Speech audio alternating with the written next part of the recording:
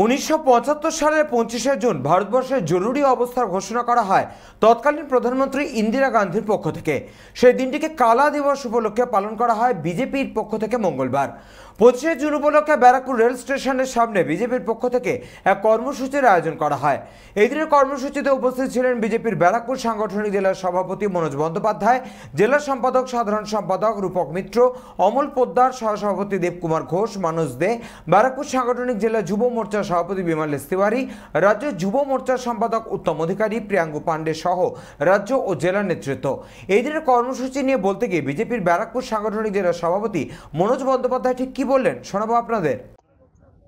জানেন যে আজকের দিনে কংগ্রেসের নেতৃত্বাধীন যে সরকার ছিল সেই সরকার ভারতবর্ষের বুকে গণতন্ত্রকে হত্যা করে দিয়ে ভারতবর্ষে জরুরি অবস্থা জারি করে এবং এই জরুরি অবস্থা জারির মধ্যে থেকে ভারতবর্ষের যে গণতান্ত্রিক যে প্রক্রিয়া সেই প্রক্রিয়াকে সম্পূর্ণভাবে স্তব্ধ করে দেয়।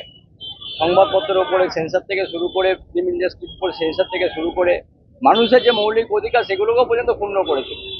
এবং হাস্যকর বিষয় হচ্ছে আজকে যে যারা সংবিধান বাঁচাও অভিযান তুলে একটা ইন্ডিজোট তৈরি করেছে তার নেতৃত্বাধীন কংগ্রেস, সেই কংগ্রেসই একটা সময় ভারতবর্ষের বুকে গণতন্ত্রকে হত্যা করেছে, সংবিধানকে ধর্ষণ করেছে, লুণ্ঠন করেছে।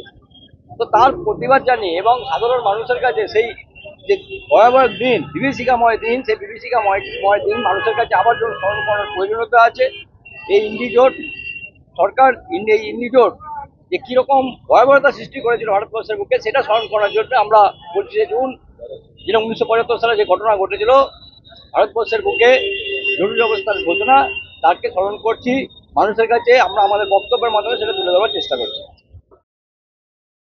ব্যারাকপুর থেকে শওকত গঙ্গোপাধ্যায়ের রিপোর্ট, চ্যানেল 24/7।